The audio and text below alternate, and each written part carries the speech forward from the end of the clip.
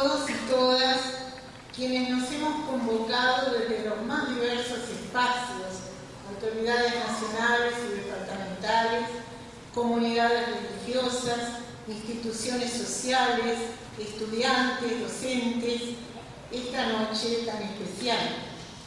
Amerindia, red de teólogas y teólogos, cientistas sociales, cristianos de América Latina y Caribe, y el Centro Emanuel, institución ecuménica integrada por la Iglesia Evangélica Valdense, la Iglesia Evangélica Metodista y la Iglesia Evangélica del Río de la Plata, centro que realiza una tarea educativa, teórico-práctica en las áreas de teología y agroecología, expresan su alegría y su gratitud por la oportunidad de compartir este breve pero tan valioso tiempo con el teólogo, profesor, filósofo, pero hermano en latín, Genesio Darcy Boff, un poquito más conocido como Leonardo Boff, y a Marcia Miranda, que le acompaña y que la habrán visto ustedes afuera con los libros. No podemos decir que recibimos un visitante, sino al compañero de vida de tantas luchas, sufrimientos y también logros y gozos en esa caminata a lo largo y ancho de América Latina, procurando restituir la dignidad humana, promover el ejercicio de los derechos humanos, defender y cuidar la integridad de la creación. Caminata que no tiene descanso, que continúa, porque hay tanto todavía por hacer en favor de la vida en todas sus dimensiones y valores. Por eso estamos aquí. Por tantas veces que nos ha llegado la palabra, el ánimo, la solidaridad, la enseñanza y el cuidado pastoral de este querido maestro, dándole horizontes de sentido desde la fe a nuestras acciones y reflexiones, esta noche le decimos gracias por estar hoy aquí en Montevideo, en Uruguay, en su casa. Sean bienvenidos.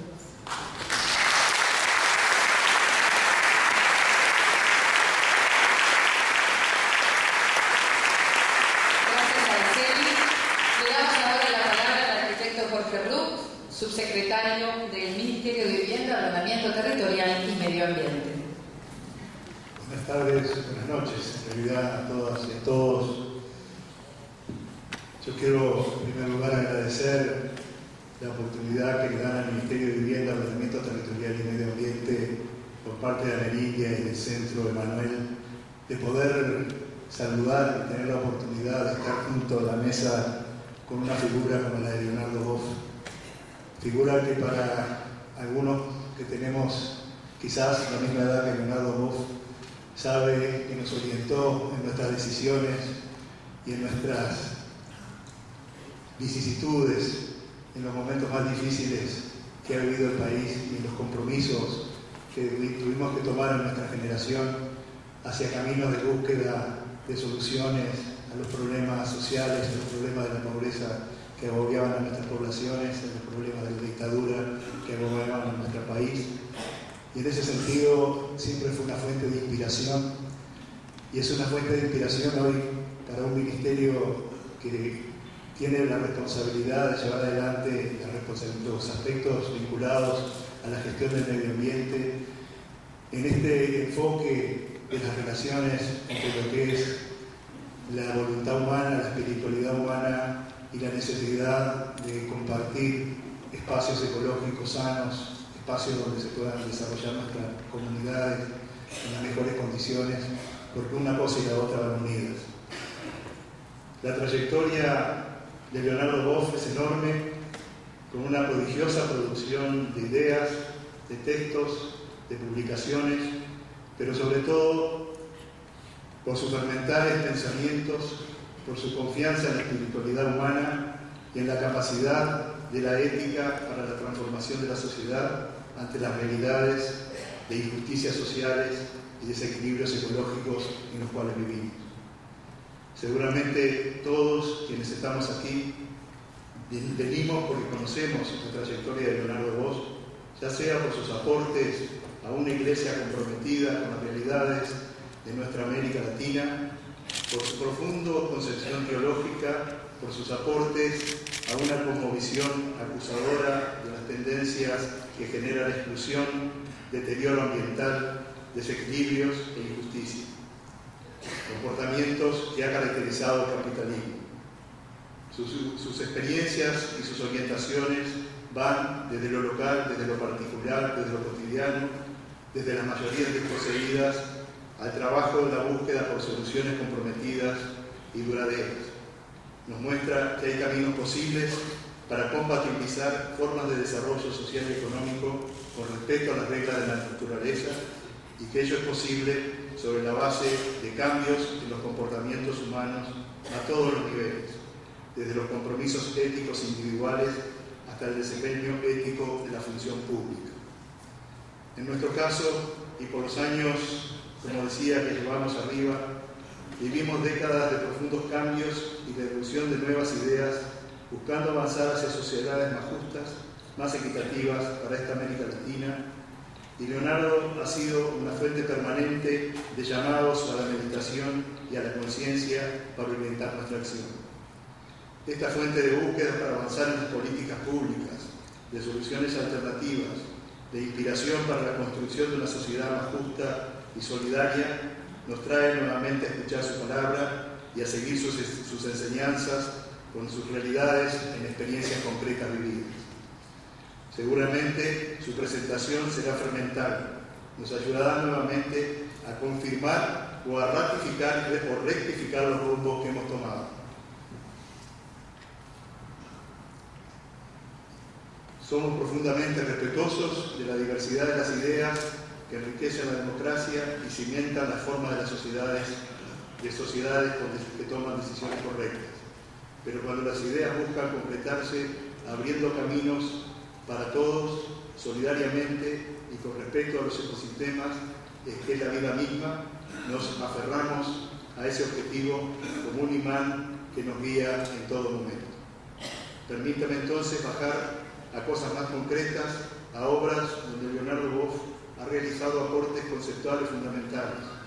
Tomó el caso de los esfuerzos que se hacen desde la presa de Itaipú y Nacional, el programa, por ejemplo, Cultivando Agua Boba, para hacer lo que nosotros llamamos cultivar agua buena, en donde dio la base fundamental para orientar una acción exitosa, ejemplo en el mundo, de cómo se puede compatibilizar el desarrollo social, las grandes obras de desarrollo de infraestructura con la naturaleza y con el cuidado del medio ambiente.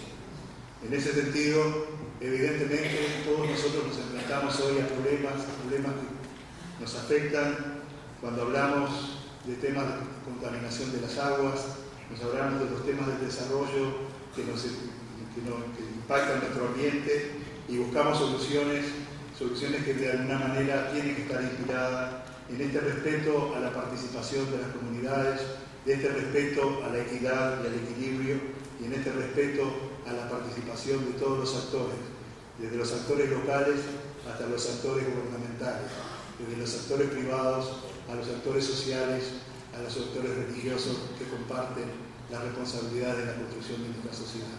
De manera que esperamos entonces ansiosos las palabras en esta presentación que nos va a hacer hoy Leonardo sobre los aspectos que hacen a la ecología como un nuevo paradigma de la civilización. Muchas gracias.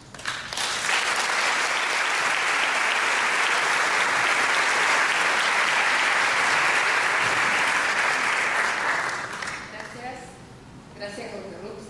Le damos entonces la palabra a Leonardo Bosch. El tema de esta conferencia es Ecología y Nuevo Paradigma Civilizatorio.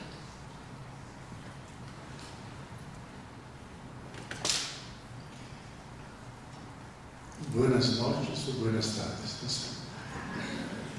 Quiero saludarlos a todos y a todas, especialmente las palabras generosas de Araceli, y la presentación del ministro Jorge de mi preocupación sobre ecología y temas de cambio de cultura. Yo estoy un poco asustado viendo tanta gente, especialmente arriba. Espero que haya sustentabilidad de todo esto. Será un desastre ecológico y humano. El tema que han propuesto me parece un tema urgente, porque o respetamos la naturaleza, sus leyes, sus dinámicas, y con eso realizamos la ecología en su sentido más verdadero, o entonces podemos ir al encuentro de una gran catástrofe ecológico-social. La ecología nació como ciencia en 1866 por un discípulo alemán de Darwin, Ernst Haeckel, que creó la palabra ecología. Y le dio un sentido que es el más fundamental y que hay que entenderlo hasta el día de hoy. Que para él las ciencias se ocupaban cada uno de su objeto, uno de animales, otro de seres humanos, de cultura, otro de eso y aquello, pero no veía las conexiones que todas las instancias guardan entre sí. Entonces Ernst Haeckel creó esa ciencia diciendo que todos los seres son interdependientes, especialmente los seres vivos, que constituyen el gran conjunto del sistema de la vida, y que la perpetuidad de la vida depende de esas interdependencias, esas mutualidades, un ser ayudando al otro. Y así la ecología es fundamentalmente una ciencia de relaciones. Y nada existe fuera de la relación. Esa visión se quedó como subcapítulo de la biología que se enseñaba en las universidades. Pero a partir de los años 70, cuando Nixon pidió a muchos científicos y centros de investigación que acompañen el estado de la Tierra, pidió un balance de la situación ecológica de la Tierra. Y ahí se han dado cuenta que la Tierra como planeta está enferma, muy enferma. Y la enfermedad se debe fundamentalmente al tipo de desarrollo que en los últimos 4 siglos hemos prolongado y hemos llevado a efectividad y sigue hasta los días de hoy. Por eso el documento principal era los límites del crecimiento. Porque ese tipo de crecimiento es dañino a la vida y puede afectar la totalidad de los ecosistemas. Desde ahí la ecología dejó la universidad y cayó en la calle, se transformó en un tema político de cómo tratar la tierra, de cómo hacer una crítica a nuestra forma de habitar el planeta, que es una forma que amenaza el sistema tierra, el sistema vida. Y por eso hay la urgencia de hacer una revisión del camino que hemos percorrido e intentar buscar alternativas salvadoras. Entonces, el gran ideal del siglo XVI, donde nació el mundo moderno, la tecnociencia, era el desarrollo, el crecimiento ilimitado. Hasta el adviento de los grandes fundadores, padres fundadores de ese paradigma, Galileo Galilei, Francis Bacon y otros, especialmente Newton con su matematización de toda la ciencia.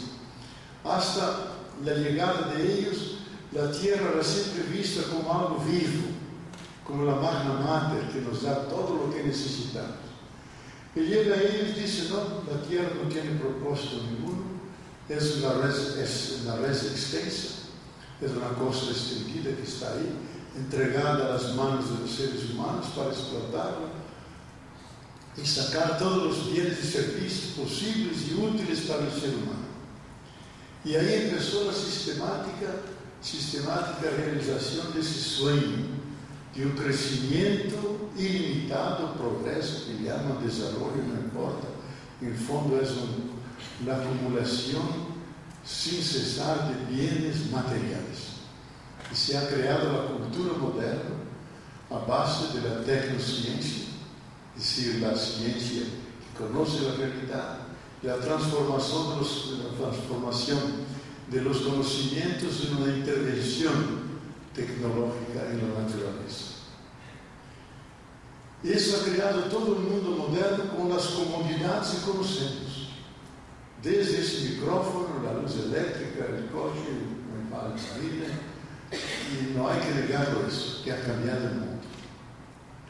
Nos ha llevado a la luna, nos traje de la luna, inventó el antibiótico que prolongó la vida de todas las personas, niños y ancianos, pero simultáneamente, y aquí viene el punto, que ese tipo de ciencia, ese tipo de utopía, proyecto civilizatorio, ha creado también una máquina de muerte que puede destruir toda la humanidad y la vida visible sobre la tierra.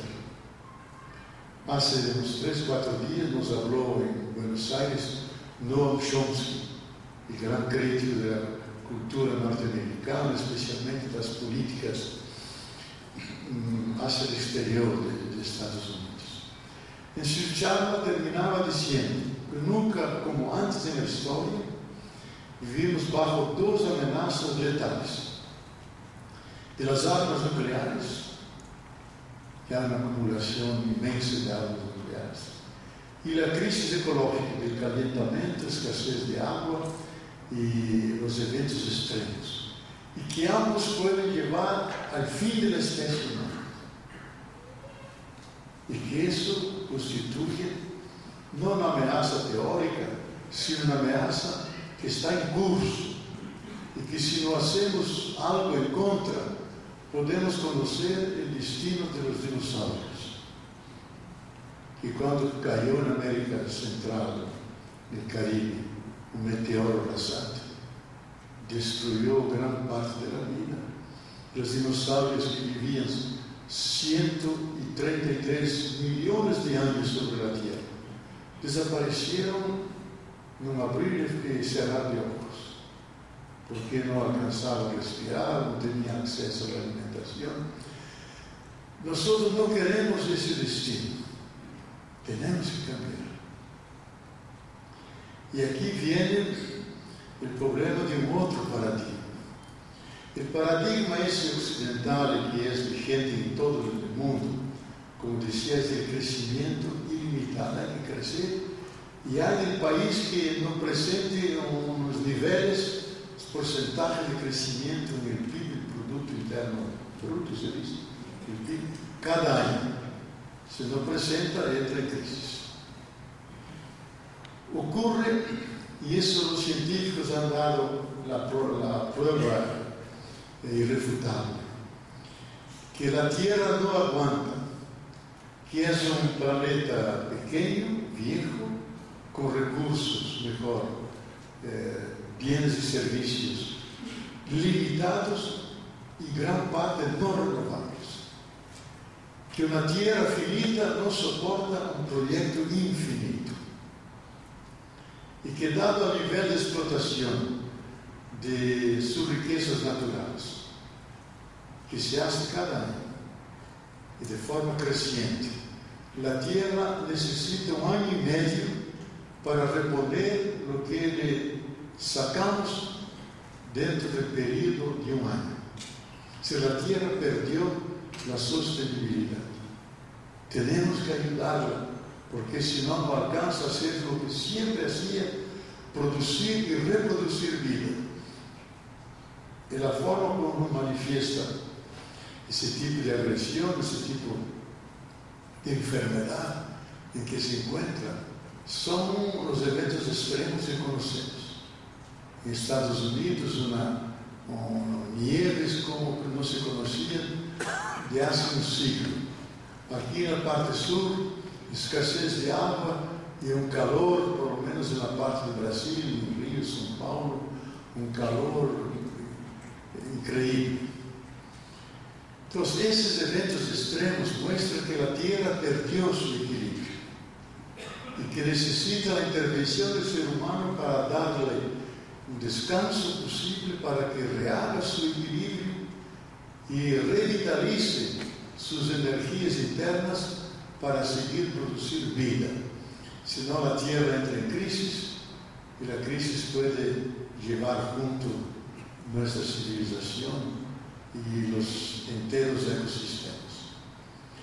Entonces estamos en un momento, y aquí cito la introducción de la Carta de la Tierra, que es uno de los textos más inspiradores del principio del siglo XX, porque establece principios, intuiciones, valores de otro tipo de relación hacia la Tierra. Y en la perspectiva de buscar salvar la vida, garantizar nuestra civilización. La primera frase de ese documento, yo pertenecía al pequeño grupo que bajo la animación de Gorbachev redactamos ese documento. Después de una encuesta de 8 años de las culturas, de los pueblos de la tierra, de centros científicos, religiones, caminos espirituales, buscando identificar lo que la humanidad quiere para la tierra. Después de 8 años sacamos ese documento, que me parece fundamental. Yo lo tengo como anexo a ese libro sobre sustentabilidad, que es el tema importante de la ecología hoy. La primera frase que abre el documento dice: estamos en un momento crítico de la historia de la Tierra, en un momento en que la humanidad debe elegir su futuro. Y la elección es esa: o hacemos un pacto global de cuidar la Tierra y unos a otros, sino asistiremos a la destrucción de nuestra vida y la destrucción de la diversidad de la vida. Mira, es una frase un poco apocalíptica, que abría el documento, entonces 3 o 4 decían: no es posible que publiquemos algo así en los espacios de la UNESCO, después de la ONU, eso va a asustar a la humanidad. Y Gorbachev insistía: no, porque la gravedad de la situación es tal que tenemos que decir eso. Entonces mandamos esa frase a 3 centros de investigación importantes, que era el MIT de Estados Unidos, después la Real Academia de Londres y el Instituto Max Planck de Múnich. Y ellos, después de un tiempo, contestaron prácticamente con las mismas palabras. A partir de los datos de nuestros grandes computadores, ustedes no solamente pueden, sino deben decir esto, porque el riesgo es real, la necesidad de hacer un pacto de cuidado entre todos, necesario e inevitable, fundamental. Entonces, esa es la situación en que se encuentra ahora la humanidad. Hace un mes, el mes de febrero, la famosa revista Science, donde los grandes nombres de ciencia escriben, 18 científicos publicaron un estudio sobre los 9 elementos fundamentales sin los cuales la vida se hace imposible, que es el agua, que es el equilibrio de los climas, que es la vitalidad de los suelos, y 9 puntos. Decía de esos 9 puntos, los 4 primeros, que eran agua, suelo, florestas y climas, ya han pasado su límite de soportabilidad, y los demás están en alto nivel de erosión. Si no tomamos medidas muy serias, la vida no tendrá sustentabilidad y vamos a asistir a situaciones dramáticas que pueden afectar a la entera humanidad. Añado solamente otro dato que prácticamente no se conoce porque no hay interés del sistema, que es hace 2 años la comunidad científica norteamericana, no uno u otro científico, sino la comunidad científica, decía lo siguiente: que hace ya bastante tiempo que en nuestras investigaciones hemos concluido que hay un riesgo muy serio de un calentamiento abrupto de la Tierra. Si no hacemos nada hasta mitad del siglo, la Tierra de 1,8 o 2 grados Celsius puede saltar por el calentamiento abrupto hasta 4, 5 y en algunos lugares 6 grados Celsius. Y ahí decían, con ese calentamiento, con ese clima, ninguna forma de vida que conocemos va a subsistir. Y los seres humanos, porque tienen tecnología, pueden crear zonas, islas, puertos de salvación, pero gran parte de la humanidad está condenada a desaparecer. Y al final comentan, mandamos esses resultados para los decision makers, los que toman decisiones, los políticos. No tuvimos ninguna reacción. Evidente, una información como esta es absolutamente antisistémica. Porque el sistema quiere seguir progresando, acumulando, explotando la naturaleza, no le importa el destino del futuro de la especie, el futuro de la humanidad. Pero nosotros tenemos una responsabilidad ética de hablar sobre esto, decir esto, crear una conciencia colectiva que rechace actitudes que significan amenazas concretas a nuestra casa común y ensayar ahora alternativas, formas alternativas de producir, de consumir, formas de habitar diferentemente el planeta que sean suaves, benignas y no dañinas a la vida y a la reproducción de la vida. Y aquí tienen la necesidad de un otro paradigma, no solamente de ciencia y civilización, pero más que todo un otro paradigma de civilización. Yo acabo de tener una larga conversación con Pedro Mujica sobre esto hace 1 hora y pico, que nos quedamos ahí charlando sobre esto.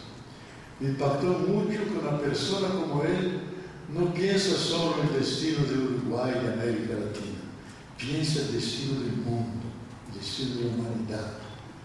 Y cómo hay que crear otra cultura, senão nosotros que nos consideramos progresistas, asimilamos los valores, las formas de vivir de esa cultura, terminamos confirmando, reproduciendo el mismo sistema que nos amenaza todo. Tenemos que empezar de nuevo, como termina la Carta de la Tierra, diciendo como nunca antes en la historia, tenemos que inaugurar un nuevo comienzo. No dice una reforma, un nuevo comienzo. Eso implica un sentido de interdependencia de todos con todos. Implica un sentido de responsabilidad colectiva. Pero más que todo requiere una otra mente y un otro corazón. Otra mente es mirar diferentemente a la naturaleza. En otro corazón desarrollar otra sensibilidad de cara a la vida de la madre tierra. Si no hacemos eso, no tendremos un modo sostenible de vida y la vida misma estará amenazada. Entonces, esas llamadas efectivamente nos invitan a sermos primero unos resistentes, un antisistema, y a la vez empezando por nosotros mismos, cambios que van en sentido de respetar los ritmos de la naturaleza, como hablábamos ahí con Mujica, la necesidad de una simplicidad voluntaria, de una sobriedad compartida, que podemos ser más con menos, y de una economía de la suficiencia y decencia para todos, y no una economía del crecimiento ilimitado. En el fondo, una economía del bien común, de la tierra y de la humanidad. Y eso es urgente que empecemos. Él da un ejemplo, viviendo ahí con su perrita Emanuela, con sus gallinas, nos recibiendo ahí como si fuera un campesino que venía de la tierra, trabajando. Porque él decía, o nosotros vivimos conforme pensamos, o senão vamos a pensar conforme vivimos.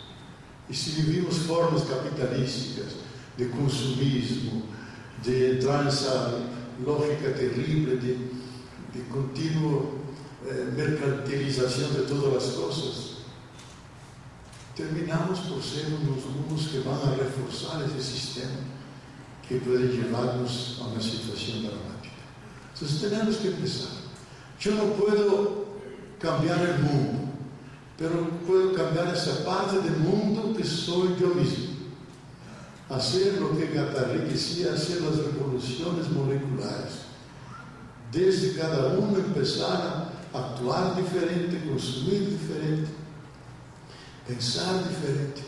E mais que todo, os dois pontos, mirar a realidade de forma diferente e sentir-la de outra forma.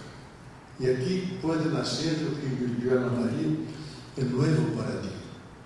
O novo paradigma tem uns elementos que são da mais velha tradição da humanidade e, a la vez, vêm das ciências da Terra, que é a cosmologia, a astrofísica, a nova biologia, que han traído grandes contribuições para que nos animem, que nos permitem, nos propiciam formas diferentes de viver, de consumir, de repartir os bens. O primeiro que habría que fazer é cambiar a mirada. Ter a mirada dos astronautas, que eles, desde suas naves espaciais da Luna, miravam a Terra e diziam: pequenita, cabe na palma de minha mão, puedo escondê-la atrás de meu polegar.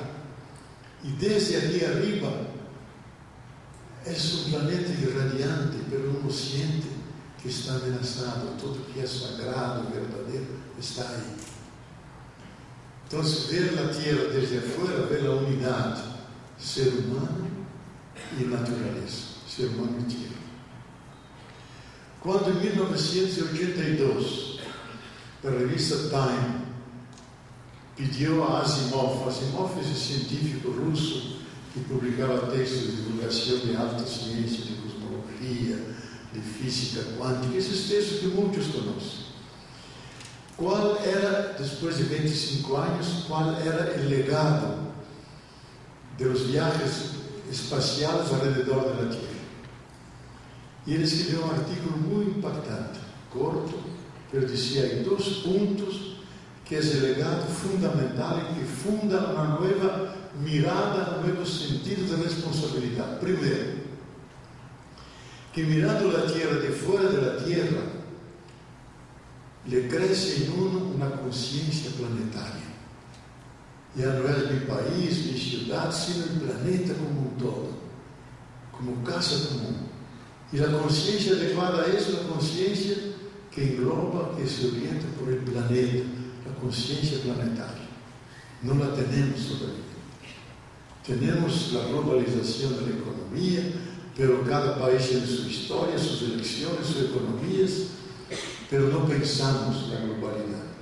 Os problemas são globais, pero não há uma globalização das soluções, do pensamento que entenda dar uma resposta a esses problemas. Então, o primeiro era a consciência planetária.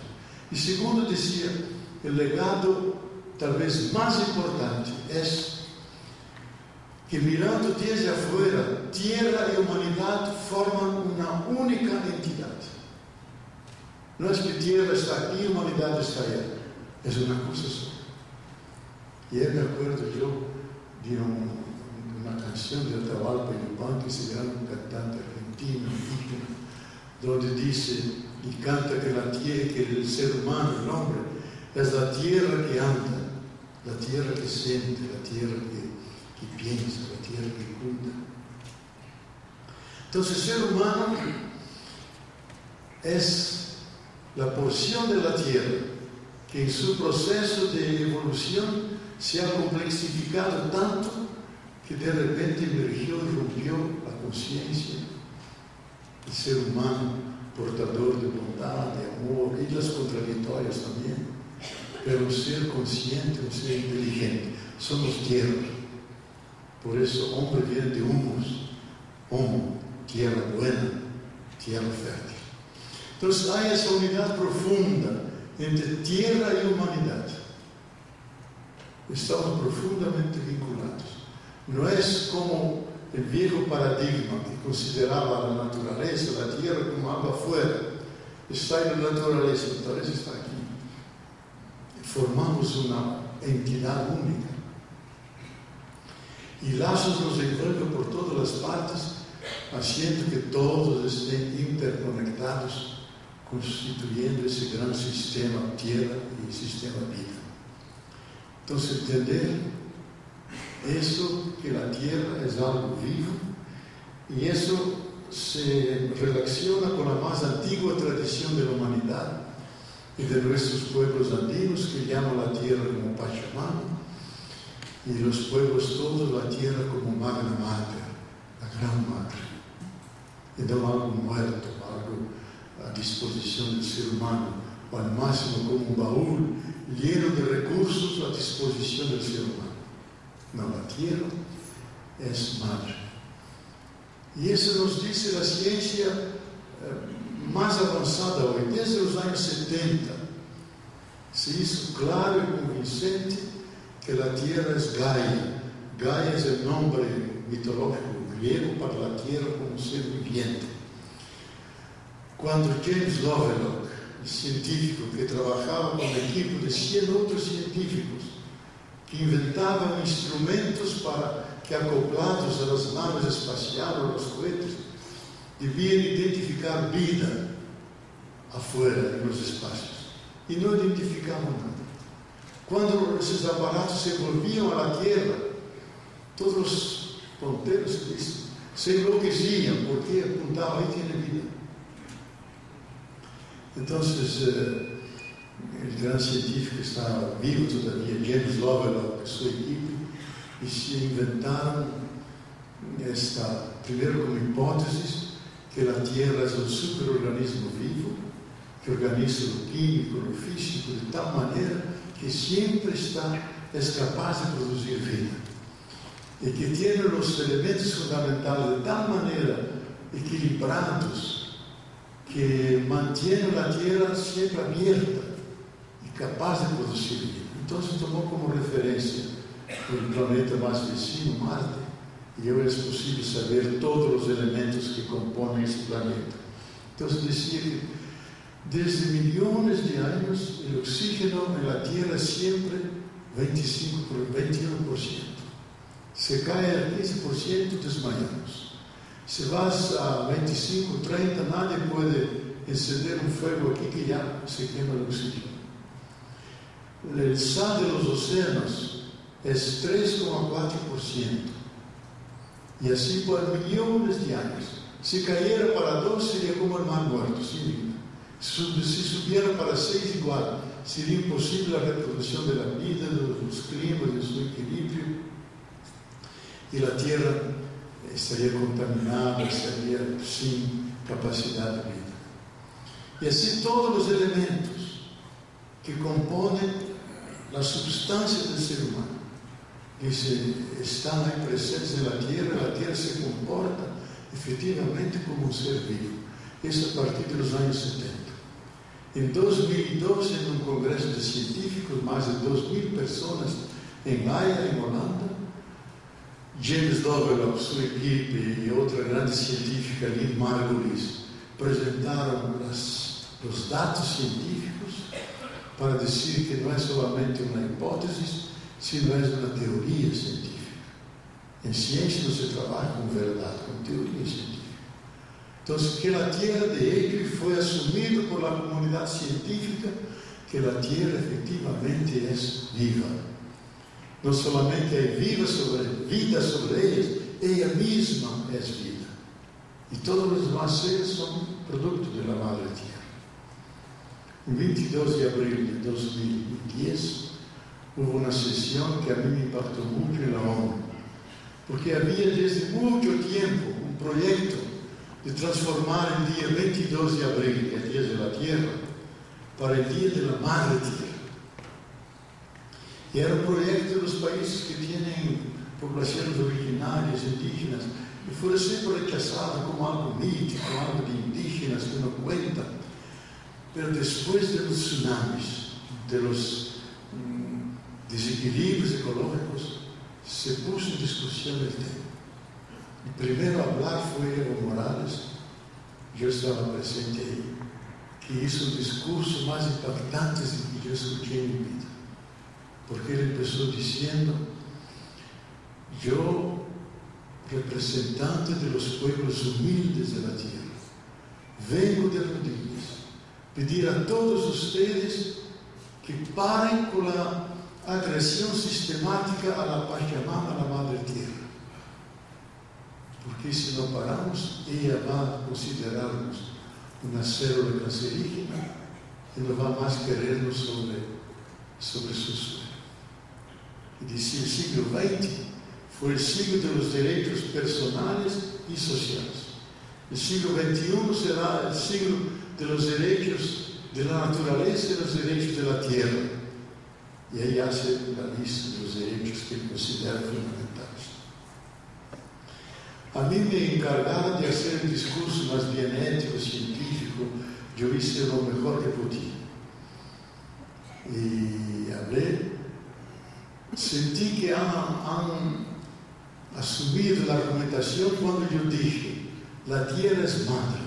A una madre, la tierra como suelo, como un baúl de recursos, uno puede comprar, vender, hacer lo que quiera. Pero la tierra como madre, uno la compra, uno la vende, la ama, la cuida, la venera.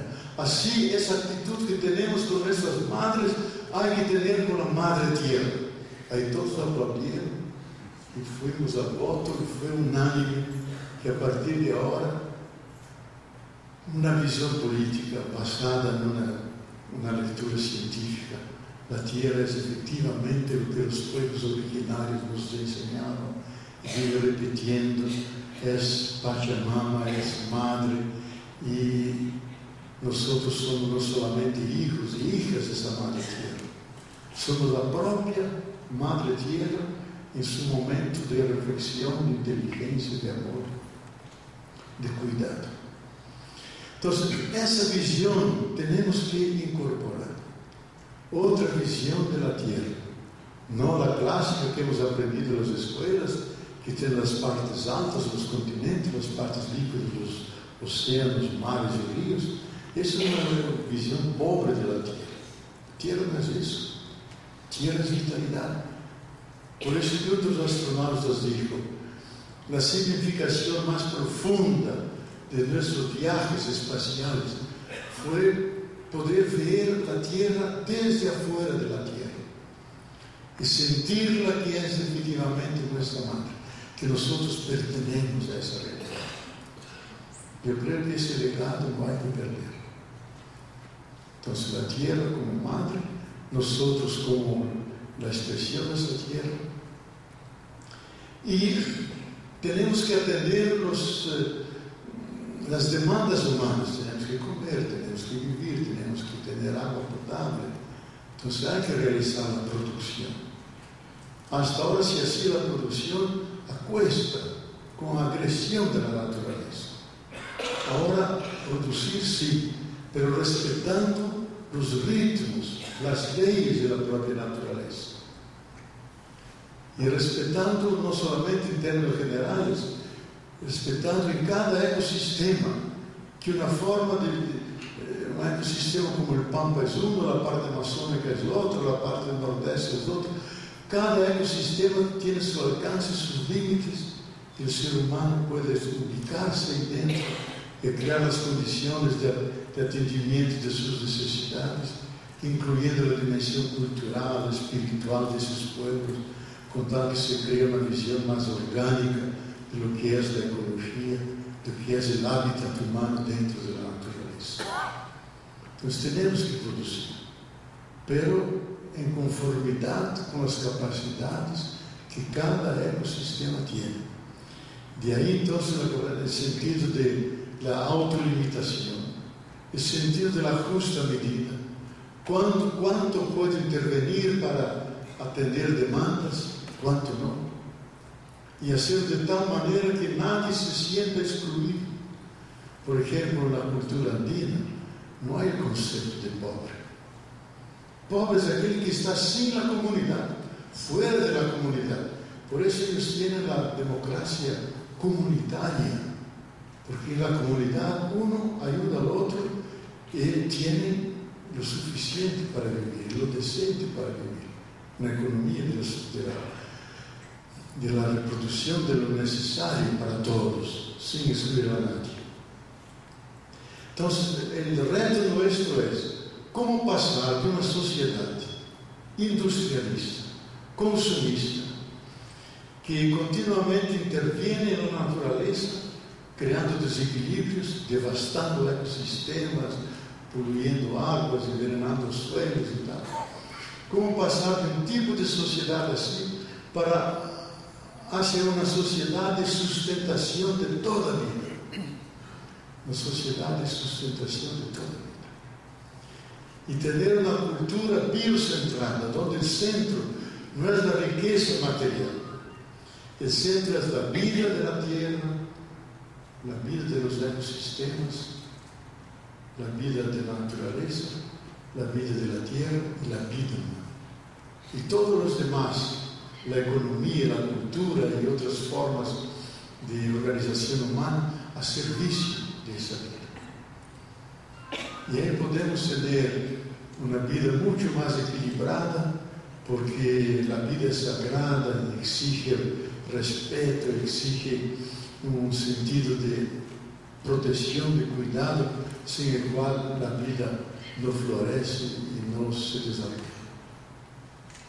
Entonces, no podemos renunciar a la producción, ni a las tecnologías nuevas, pero hay que asimilarlas dentro de una perspectiva que somete a esas tecnologías que antes eran de dominación para tecnologías de fortalecimiento de la capacidad de producción de la tierra misma dentro de sus propios límites.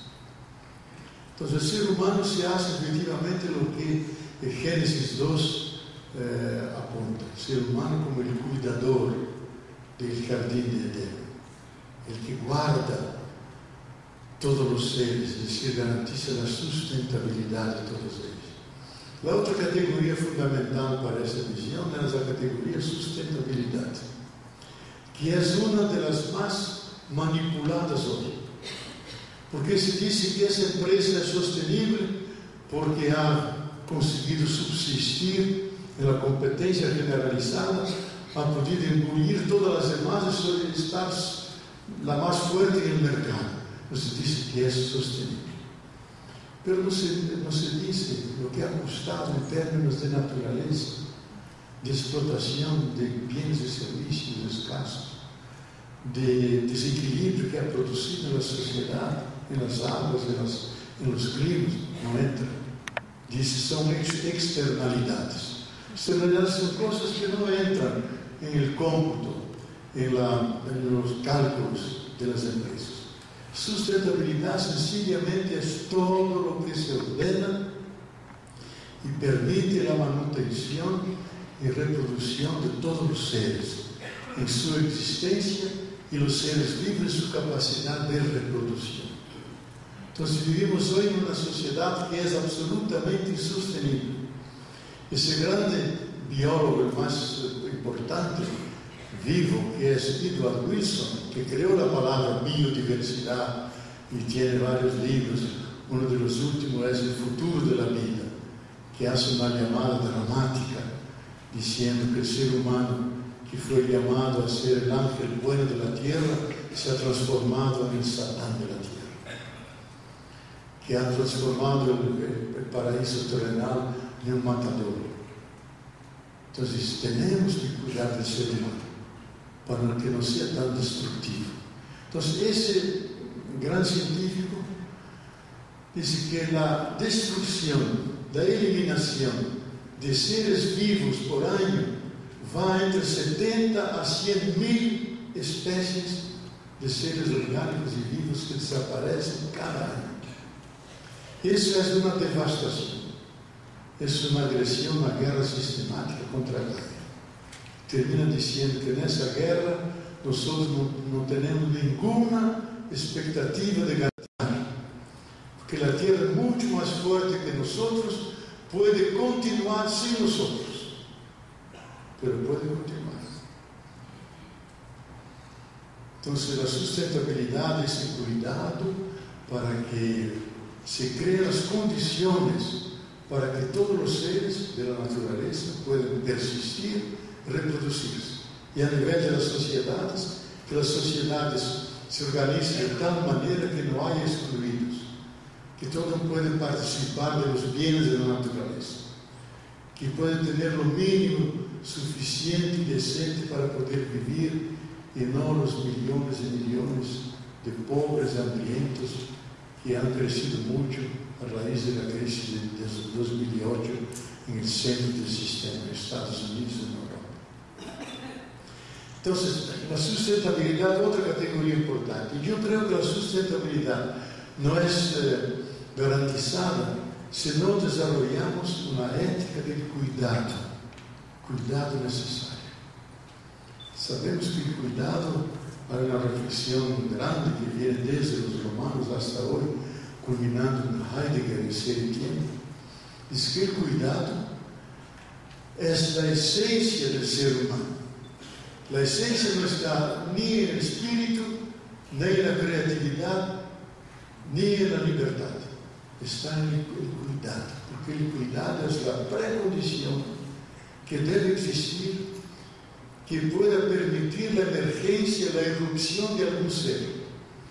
O cuidado é o antecipador de nossas ações, para que elas sejam buenas e não destrutivas da vida e da terra. E finalmente dizia Heidegger, todos nós somos hijos e hijas do cuidado, porque se nossas madres não haviam tenido um infinito cuidado para cada um que nascimos, nós não saberíamos como abandonar a cuna e buscar alimento para viver. Em poucas horas morreríamos todos. Então, todos somos hijos e hijas do cuidado de nossas madres que nos han acolhido e que esse cuidado siga ao longo da vida. Todo o que amamos, cuidamos. Todo o que cuidamos, amamos. Se o paradigma viejo tradicional da modernidade era o poder como dominação, a conquista, crescer mais e mais, era o punho cerrado, submetendo a natureza, pueblos, indígenas, o que seja. Agora, o novo paradigma é a mão estendida, é a carícia essencial, os dedos que se entrelaçam para criar força e assim criar uma sinergia de todos para salvar o que está ameaçado e podemos salvar. Então, a ética do cuidado é uma ética que nasce do profundo, da essência do ser humano. Eu me permito apresentar 2 livros que trabalhei muito: Saber Cuidar, que tem afuera, e o outro é o Cuidado Necessário, que se tem que aplicar em todas as instâncias, seja na saúde, na educação, na ecologia, na ética e na espiritualidade. Então, esse cuidado nos leva a essa atitude respetuosa, amorosa de cara da realidade, e não da agressiva, destrutiva, como quem está por em cima da realidade. O cuidado nos faz que nos pongamos junto à realidade, aos pés dos seres, não dominando-los, sino convivendo com eles, mantendo laços de interdependência, cuidando-los para que incluso os mais débiles não sejam vítimas de um darwinismo biológico ou social que tenha que desaparecer. Por as interdependências, eles também têm algo a dizer quando passam por essa terra. Têm um mensagem do Criador a comunicar, e têm seu lugar. Então, esse cuidado pressupõe que que nosotros aceptemos las cosas, todos los seres, con su intrínseco valor. No solamente porque se destina al uso humano, sino vale por sí mismo, porque tiene un valor intrínseco. Eso significa la superación de todo antropocentrismo. Que el ser humano es el Señor, el Adán que domina, y aquí dice que el ser humano está junto con los demás seres con una misión de cuidar de ellos, de ejercer el poder no como dominación, sino como fuerza de mantenerlos en la vida contra todas las adversidades que pueden ocurrir y que amenazan la vida. Entonces la ética del cuidado es una ética que supone esa dimensión esencial amorosa.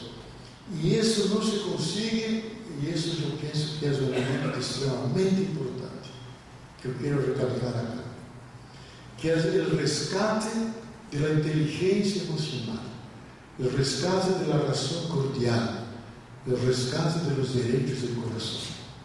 Sabemos que toda la modernidad se ha hecho contra el sentimiento, porque se decía puede dañar nuestra lectura objetiva de la realidad.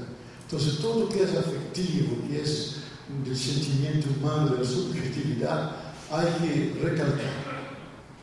Hoy sabemos, incluso por la ciencia más moderna, por la física cuántica, por la nueva epistemología, que hay siempre un lazo que une sujeto y objeto, y que todos participamos del mismo entorno y tenemos relaciones de interdependencia.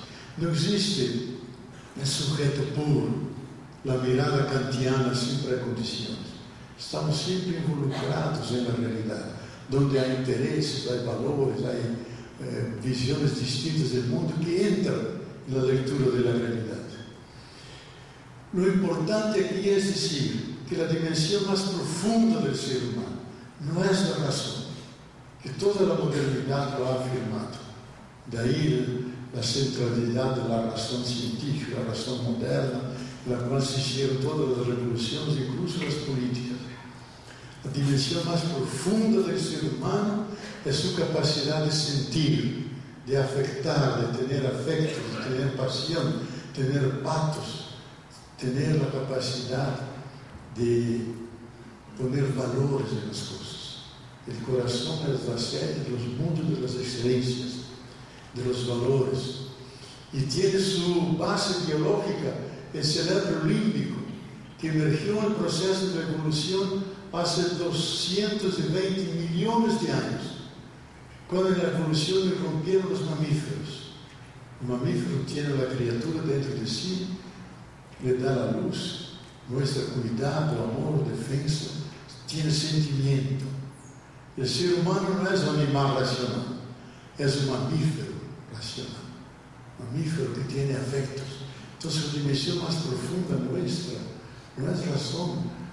La razón viene 5 o 6 millones de años atrás, cuando emerge el neocórtex, la capacidad de formular pensamientos, palabras. Pero lo más profundo de nosotros es esa capacidad de sentir, de afectar y ser afectado. Y todos los psicanalistas saben eso. Cuando uno va a consultar a un psicólogo, él no pregunta lo que piensa de su padre o de su madre, pregunta lo que siente de su padre o de su madre. Es el sentimiento que entra en causa. Esa dimensión del sentimiento es fundamental para una perspectiva ecológica que sea ética y salvadora. Porque si no sentimos la tierra como madre, es un concepto frío, pero sentimos que es verdaderamente madre, y los demás seres son seres como hermanos y hermanas porque nacimos de la misma madre.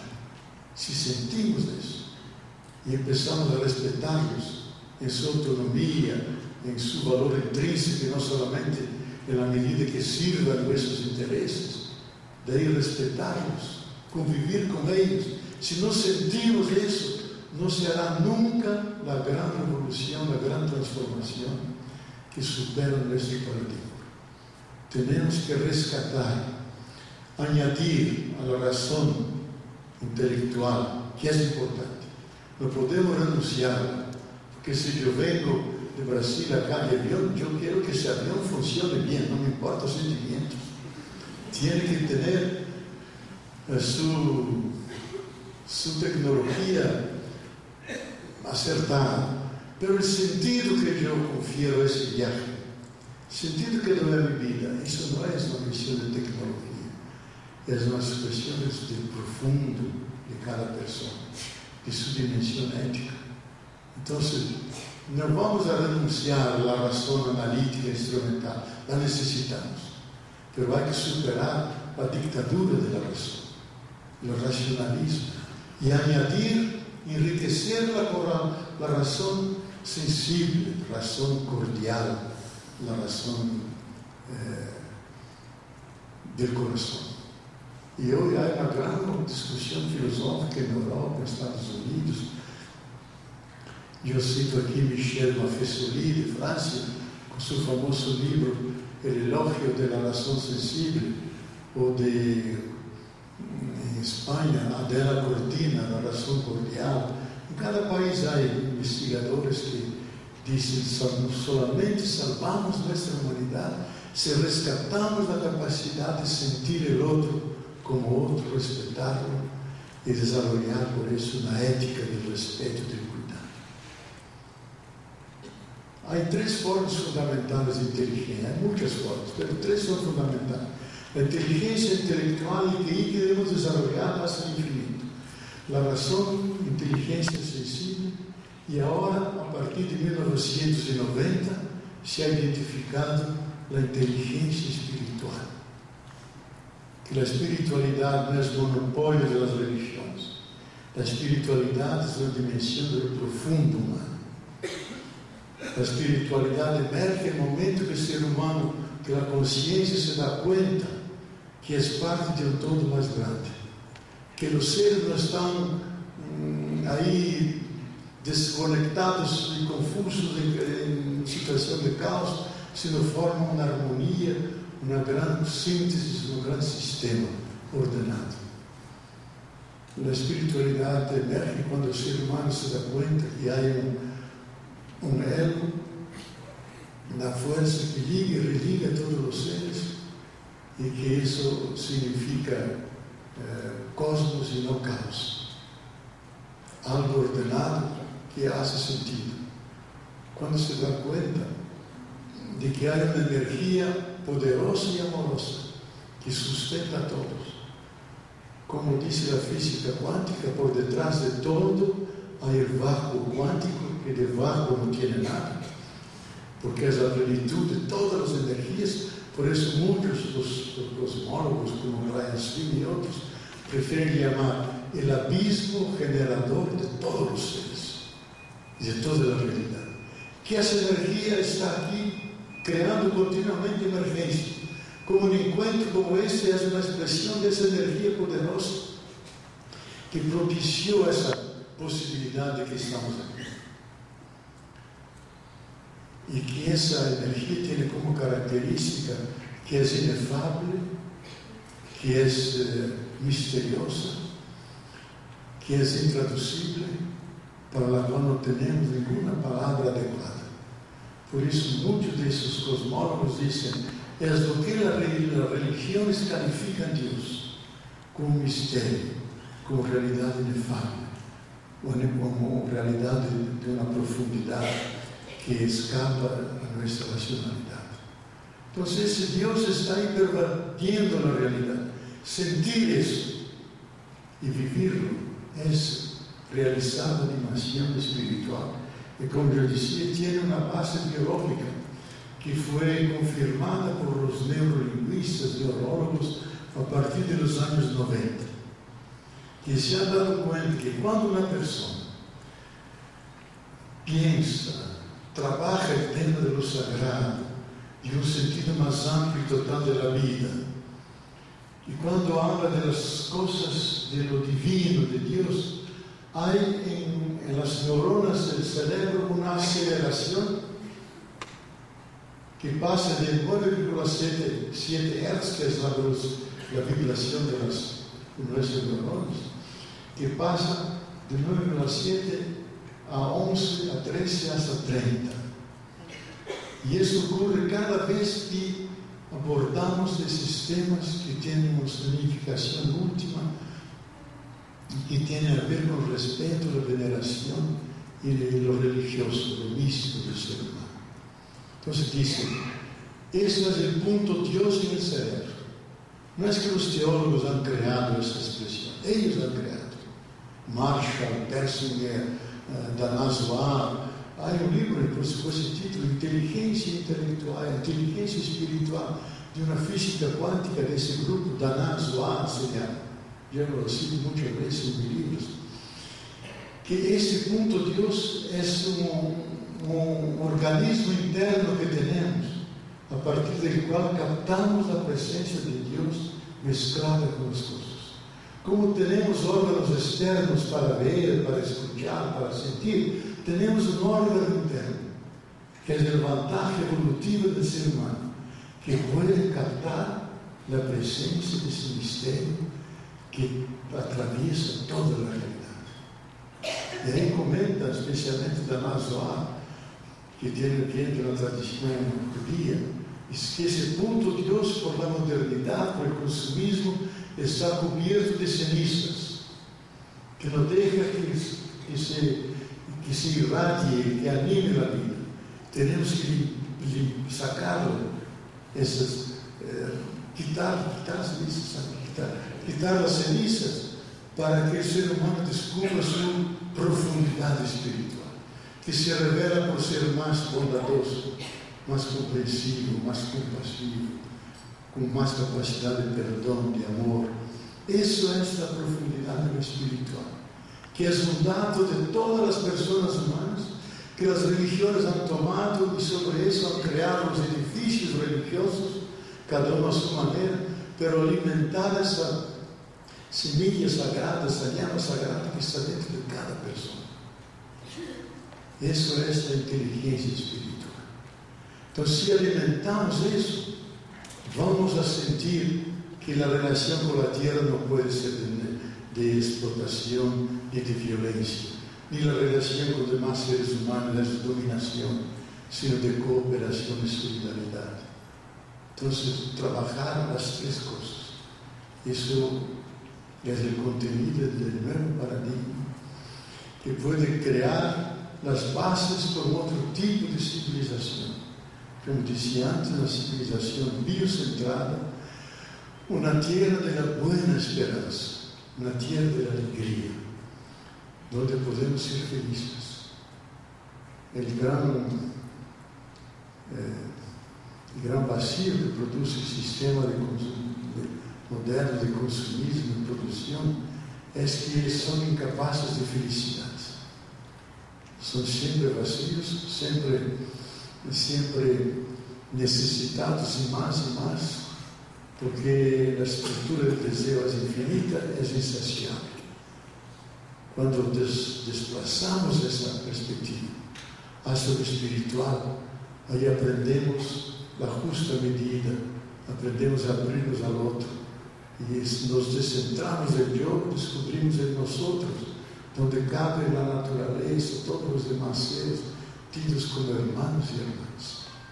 Entonces yo creo que esta manera de entender el mundo y a partir de eso vivir nuestra relación con la naturaleza y con los demás seres humanos nos propicia una esperanza de que la crisis actual no es una tragedia preanunciada, es solo una crisis que nos purifica, que nos hace más limpios, que deja caer todo lo superfluo y las añadiduras y libera el meollo verdadero, a partir del cual podemos hacer una otra experiencia humana y civilizatoria.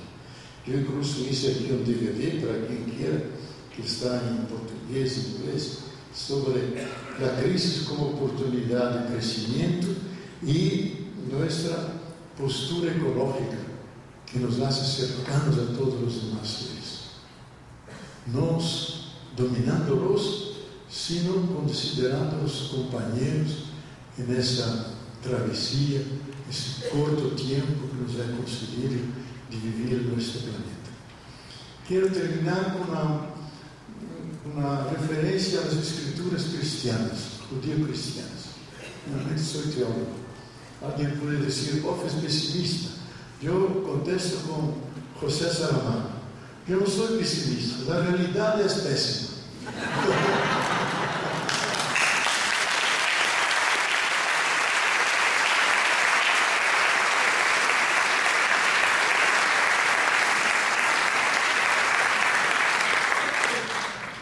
Esse texto vem do livro de la Sabedoria, capítulo 11, versículo 24, donde se diz em forma de oração, essa é a conclusão de meu discurso.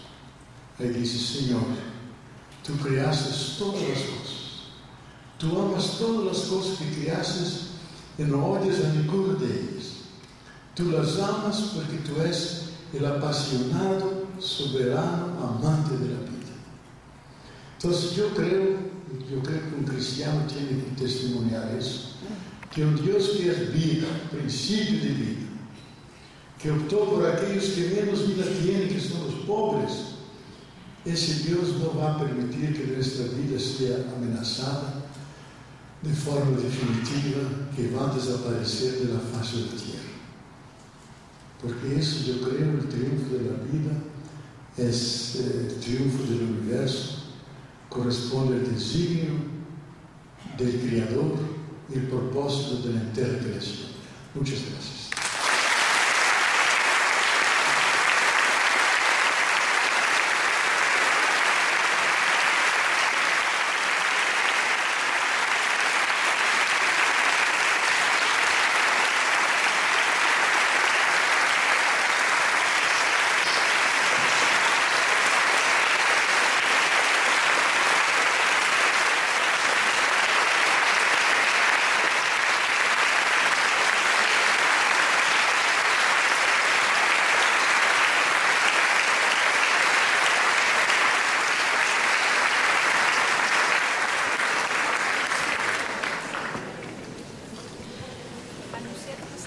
Bueno, no sé si hay preguntas.